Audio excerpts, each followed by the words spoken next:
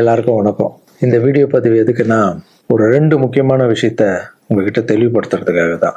ஒன்று இந்த திருச்சி கிழக்குன்னு போயிட்டு இருக்குல்ல, அதுக்காக. இன்னொன்று நான் ரீசெண்டாக அட்டன் பண்ண ப்ரெஸ் மீட்டில் ஒரு வார்த்தையை கான்ட்ரவர்சி ஆக்கிட்டாங்க. முதல்ல இந்த ப்ரெஸ் மீட்டை பற்றி பேசிடலாம். நான் ப்ரெஸ் மீட்டு கொடுத்துட்டு வந்துட்டேன். ஒரு விஷயத்த கான்ட்ரவர்சியாக மாற்றி அது தப்பாக 2-3 பேர் பேசுகிறேன்னொடனே நான் ட்வீட் போட்டுட்டேன். எழுத்துப்பூர்வமாக போட்டுட்டு, நான் ஏங்க மக்களை போய் அப்படி பேச போகிறேன், நான் ஏன் மக்களை போய் அப்படின்னு நினைக்க போகிறேன்.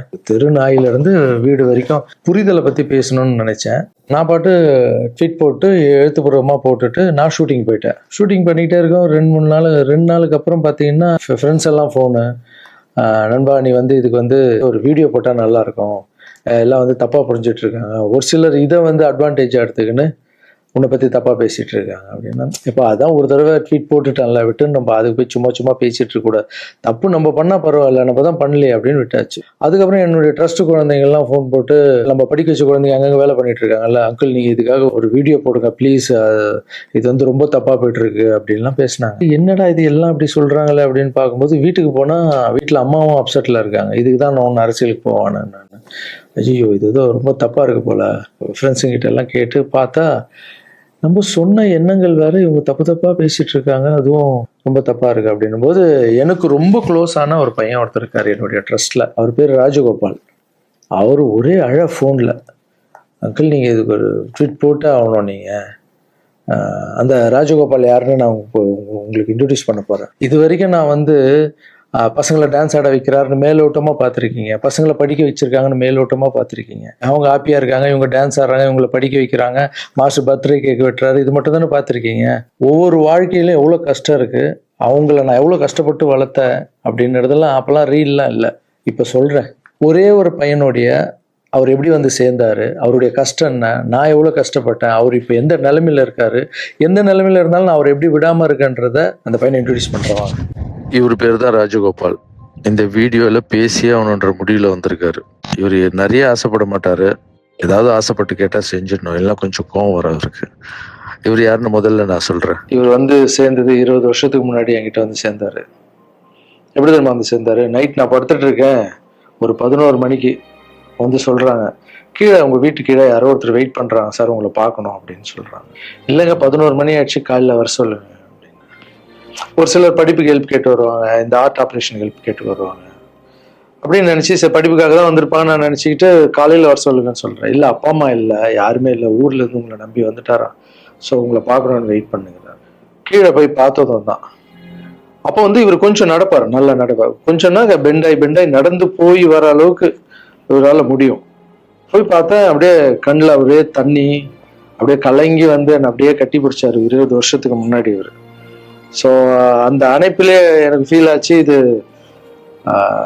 வலி உள்ள ரொம்ப இருக்கு, அவருக்குள்ள நிறைய வலி இருக்குன்னு என்னால் ஃபீல் பண்ண முடிஞ்சது. ஏடாக நானும் உட்காந்து கேட்டேன், இல்லை சார் எனக்கு அப்பாவும் இல்லை அம்மாவும் இல்லை யாரும் இல்லை, என்னால் கொஞ்சம் தான் நடக்க முடியும்.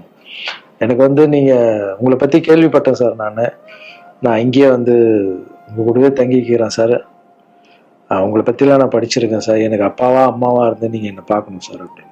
அந்த நைட் டைமு, அவருடைய பேகு, நடக்க முடியாத ஒரு சூழல் அப்படியே பார்த்து, அப்போதான் நான் ஆரம்பிச்சு, சின்ன குழந்தைங்க இருக்காங்க, பெரியவங்களை எப்படி சேர்த்துக்கிறது உள்ள, குழந்தைங்க கூட போய் எப்படி நம்ம இவங்களை மிக்ஸ் பண்றது, இந்த டவுட்டெல்லாம் இருக்கு மைண்ட்ல, இதெல்லாம் ஓடுது. எல்லாம் சின்ன பசங்களா இருக்காங்க, இவர் பெரியவரா இருக்காரு, எப்படி உள்ள, இதெல்லாம் போயிட்டு இருக்கும்போது கூட யோசனை பண்ணிக்கிட்டே இருக்கேன். பட் எது நடந்தாலும் இல்லை, கடவுள் அமைச்சிருக்காரு, அவ்வளவுதான், சேவையே கடவுள், வாங்க நான் பார்த்துக்கலாம் அப்படின்னு அவர் அப்படியே உள்ள கூப்பிட்டு போய் ஃபர்ஸ்ட் டைம் சாப்பாடு போடுறோம் வீட்டில். அந்த பசியில் அவர் சாப்பிட்டது அதெல்லாம் கூட இன்னும் கூட எனக்கு ஞாபகம் இருக்கு. அந்த பசியில் சாப்பிடும்போது கண் கலங்கிட்டே இருந்தார், அவ்வளோ பசியில் இருந்தார் அவர்.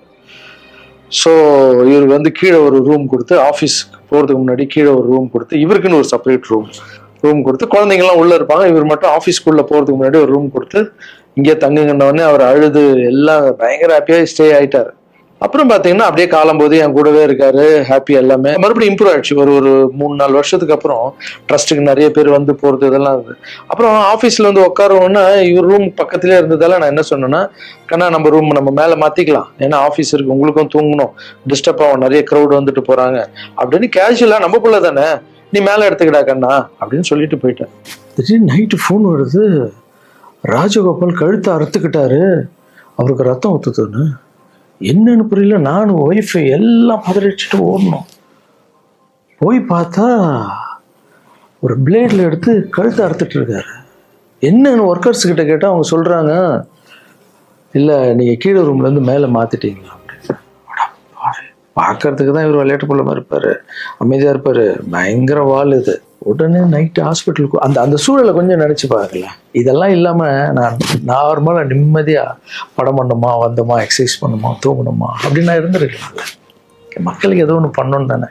இந்த ஒரு பையனுக்கே எப்படி நைட்டெல்லாம் போய் ஹாஸ்பிட்டலில் உட்காந்து அவருக்கு என்ன ஆகுமோ ஏது ஆகும்னு பயந்து, அதுக்கப்புறம் கூப்பிட்டு வந்து எதுவும் ஆகலன்னு கண்ணா இப்படி பண்ணாதுன்னா அதுக்கப்புறம் தான் அவரே புரிஞ்சுக்கிட்டார். ஒரு மாதம் மேலே இருந்த உடனே, ஆமாம் மாஸ்டர், கீழேன்னா எல்லாம் வந்துட்டு போவாங்க, எனக்கு தூக்கமே இருக்க, மேலே நிம்மதியாக இருக்கு மாஸ்டர், ஹாப்பியாக இருக்குன்னு. இந்த மாதிரி பசங்களுக்கு டக்குன்னு போவோம். அதை புரிஞ்சுக்கணும். இந்த ஒரு பையனுக்கே இந்த ஸ்டோரி இருக்கு. அதுக்கப்புறம் இவர் என்ன பண்ணாரு, நல்லா நடந்திருந்த பையன் வெளியே போவாதுன்னு சொன்னா என்ன கேட்காம ஏதோ வெளியே போயிருக்காரு. ஏதோ ஒரு இடத்துல போய் விழுந்து பேக் போனு அடிபட்டுருச்சு. அவ்வளோதான், ஆப்ரேஷன் பண்ணாதான் இவரால் உட்காரவே முடியும்னு சொல்லிட்டாங்க. சரி, ஒரு ஹாஸ்பிட்டல் நான் டிசைட் பண்ணி ஆப்ரேஷன் போனாலும் நான் இந்த ஹாஸ்பிட்டல்லாம் ஆப்ரேஷன் பண்ணிக்க மாட்டேன், நான் காவேரி ஹாஸ்பிட்டலில் தான் ஆப்ரேஷன் பண்ணிக்கன்னு சொன்னார் அவர். ஏன்டா அது காவேரி ஹாஸ்பிட்டல், அந்த டைம்ல வந்து கலைஞர் ஐயா இருக்காருல்ல, அவர் வந்து அந்த ஹாஸ்பிட்டலில் உடம்பு சரியில்லாமல் இருந்தார். இவர் அந்த நியூஸ்லாம் பார்த்துட்டு காவேரி ஹாஸ்பிட்டல் தான் சிஎம்லாம் இருக்காங்கல்ல, அதான் பெரிய ஹாஸ்பிட்டல், அங்கே தான் எனக்கு வேணும் அப்படின்னு. என்ன பண்றது, தம்பி போல புள்ள மாதிரி வந்துட்டாரு. அதே காவேரி ஹாஸ்பிட்டல் கூட்டு போய் அங்க ஒரு டாக்டர் பேர் என்ன கண்ணா? ஷாம் சுந்தர் டாக்டர். இப்ப கூட போய் பாத்துட்டு வந்தீங்கல்ல? இப்ப கழுத்துக்கு அவர் ப்ராப்ளம், இப்ப போய் பாத்துட்டு வந்திருக்காரு. உங்களுக்கு ஆபரேஷன் எத்தனை நாள் ஆச்சு, எத்தனை வருஷம் ஆச்சு?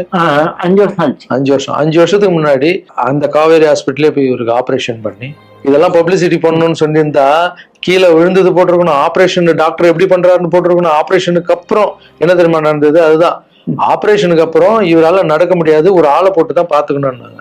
அப்புறம் இவருக்கு ஒரு அம்மா வேலைக்கு ஆளை போட்டோம் இவரை பாத்துக்கிறதுக்கு வீட்டுல. இதெல்லாம் என் சொந்த வீட்டுல வளர்க்குறேங்க, நான் ஃபர்ஸ்ட் வாங்கின வீட்டுல வளர்க்குறேன்.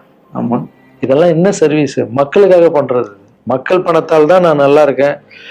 மக்களை போய் நான் தப்பா பேசுறேன்னு சொன்னோன்னே வலிச்சிருச்சு. எங்க அம்மாவே வீட்டுக்கு போற அழுதுட்டாங்க, இதுக்குதான் நீ அரசியலுக்கு போவானான்னு சொன்னேன். ஒரு பையனுக்கு எப்படின்னா, எத்தனை பிசிக்கல் சேலஞ்சு நீங்க பாத்துருப்பீங்க, என்னெல்லாம் நடந்திருக்கும் என் லைஃப்ல. அதை விட 60 குழந்தைங்களுக்கு என்னென்ன ப்ராப்ளம். ஒரு குழந்தை கொரோனா வந்து எல்லா குழந்தைக்கும் கொரோனா வந்து. இப்பதான் வந்து ட்ரஸ்ட்ல எல்லா பசங்களும் பெருசாயிட்டாங்க, ஒரே ட்ரஸ்ட்ல இருக்கக்கூடாதுன்னு பசங்க அங்கங்க படிக்க வச்சு அவங்க பாட்டி வீட்லயே அங்கங்க இருக்காங்க. இப்போ ஒரு வாரத்துக்கு முன்னாடி தான் ஃபாதர்ஸ் டே வந்தது. நான் வளர்த்த குழந்தைங்க எல்லாரும் எனக்கு வந்து செலிப்ரேட் பண்றாங்க. இன்னும் நம்ம இங்க தானே வளர்ந்தோம், அப்பா தானே வளர்த்தாருன்னு என்னை பார்த்து இந்த பூச்செண்டு கொடுக்கும் போதெல்லாம் எனக்கு அவ்வளோ ஒரு சந்தோஷம். அதனுடைய அன்பு பார்த்தீங்கல்ல, யாருக்காவது கிடைக்குமா? ஸோ இதெல்லாம் மக்களுக்கு மேல வச்சுட்டு இருக்க அன்பு மட்டும்தான். நீ பேசணுமா? என்ன பேச போற? அதான் நான் அங்கிள் சொல்லிட்டேன் உன்னை பத்தி எல்லாமே. நான் உண்மையா சொன்னேன். சரி சொல்லு. இது வந்து யார் நம்ப மாட்டாங்க. இப்ப நான் வந்து பாதிக்கப்பட்டவன். சரி சொல்லு. நீங்க எப்படி பாத்துட்டீங்கன்னா அந்த கடவுளுக்கும் எங்க அம்மாவுக்கு தான் தெரியும். இது நான் வந்து மக்கள் மாதிரி உங்களுக்கு நான் உண்மையா சொல்றேன். நான் கும்பல அனைத்து கடவுள் மேலானே என்னை பெற்ற அம்மா மேலானே சொல்றேன். இந்த பின்னாடி நிக்காதுல இவரு எங்க சார் மட்டும் இல்லை, எனக்கு அம்மா அப்பா எல்லாமே இவருதான். எங்க அப்பா பெரிய கோடீஸ்வரர் அப்படின்னு என்ன வந்து நான் இப்படி மறந்துட்டேன் அப்படின்னு எங்க அம்மா என்னையும் அனாதையை விட்டுட்டாரு. எங்க அம்மா என்னை விட்டு போனதுக்கப்புறம் இந்த உலகத்துல எப்படி வாழ போறோம் அப்படின்னு ரொம்ப தயக்கமா இருக்கு. இது நீ ஃபீல் பண்ண கூடாதுன்னு நான் பேசினேன். இங்கெல்லாம் அதெல்லாம் இருக்கக்கூடாது, புரியுதா? இல்ல டேய் ஆமா, இதெல்லாம் அழக்கூடாது. நீ ஸ்டாப் பண்ணி பேச வேணாம், நீ பேச வேணாம். இல்ல நான் பேசாம உனக்கு அடைக்கண்டா, தொண்டை அடிச்சுன்னா பிரச்சனை. என் உயிரை போனாலும் பரவாயில்ல, என்ன என் உயிருக்கு கொடுத்து நீங்க போய் எங்க அம்மா என்ன எப்படி 10 மாசம் சுமந்து பெற்றாங்களோ அது மாதிரி இப்ப நான் உயிரோட உங்க முன்னாடி இருக்கேன்னா இந்த இவரு கொடுத்த டெய்லியும் இவரு கொடுத்த 10 லட்ச ரூபா செலவு பண்ணி தான் நான் இப்போ உட்காந்துருக்கேன். என்னோட தகுதிக்கு அவ்வளவு கூடிய ஹாஸ்பிட்டல் நான் போய் ஆப்ரேஷன் பண்ணது கனவுக்குள்ள நினைக்க முடியாது. ஒருத்தங்க ஹாஸ்பிட்டல் போய் சேர்க்கும் போது அவங்க சொந்த பண்ணுவோம் எல்லாரும் வந்து பார்ப்பாங்க. ஆனா என்னையாலும் வந்து பார்க்கறதுக்கு ஆள் கிடையாது. ஆனா என் மாஸ்டர் அந்த ஒரு கொலை கூட தெரியாம டெய்லியும் வந்து பார்ப்பாரு. போதும் உங்க பேர் ஆல்ரெடி கழுத்து வலியில இருக்க, ரொம்ப பேச எமோஷனல்லாம் உங்க கிட்ட போய் சொல்றது இந்த உலகத்துக்கு நான் வந்து நீங்க எப்படி சொல்லி நான் போனா கூட பரவாயில்ல. என்ன ஏன்னா உங்க எல்லாரையும் இந்த தப்பா பேசுறேன், எனக்கு ரொம்ப கஷ்டமா இருக்கு.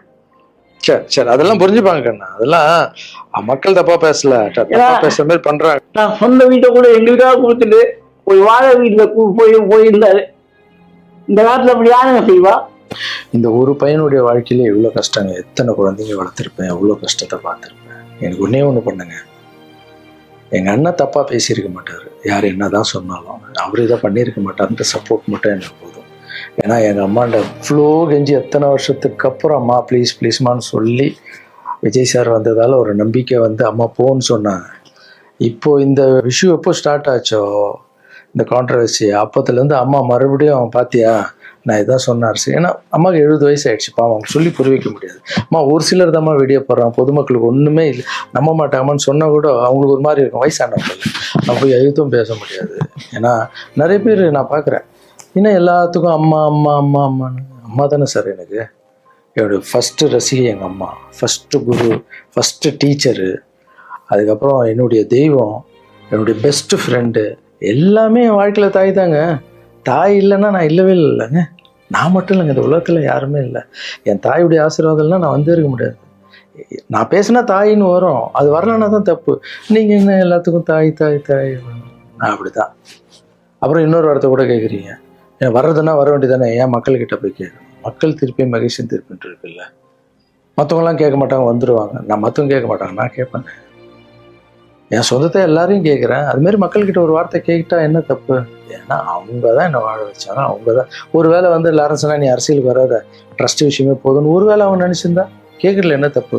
அவங்களுக்கு மரியாதை கொடுக்குறதுல என்ன தப்பு?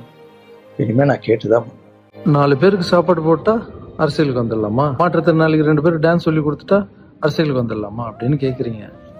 நான் 4 பேருக்கு சாப்பாடுலாம் போடலாங்க. பார்த்தீங்கல்ல, ஒருத்தருடைய லைஃபையே வளர்த்து எடுக்கிறாங்க. ரொம்ப கஷ்டம். எல்லாரும் அரசியலுக்கு நான் வந்த அப்புறம் இதை பண்ணுறேன் அதை பண்ணுறேன்னு சொல்லுவாங்க.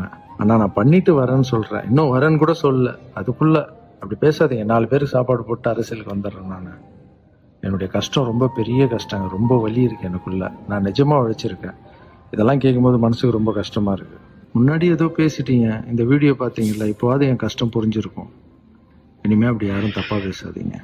இந்த திருச்சி கிழக்கு தொகுதி, ஸோ நிறைய பேர் இடத்துல பார்த்தீங்கன்னா திருச்சி தொகுதியில் லாரன்ஸ் மாஸ்டர் நிற்கிறாரு. நிறைய பேர் அண்ணா நீங்கள் வாங்கண்ணா, நீங்கள் வந்தால் நாங்கள் ஓட் போடுறோண்ணா, வெல்கம்ண்ணா, இதெல்லாம் சொல்கிறீங்க. நான் ஷூட்டிங் போகிற இடத்துல நான் ஏதாவது ஆஃபீஸ் போனால் கூட வாங்க எம்எல்ஏ சார் திருச்சி தொகுதியில் நிற்கிறீங்களா, எல்லாரும் சந்தோஷமாக கூப்பிட்டீங்க, அன்பாக கூப்பிட்டீங்க. உங்கள் அன்புக்கு எல்லாருக்கும் நன்றி. பட் அது எது தர்மம்னு ஒன்று இருக்குல்ல, என் மனசில் இருக்குதான் நான் இன்றைக்கி சொல்லிடுறேன். திருச்சி தொகுதியில் நான் வந்து நிற்கணுமா?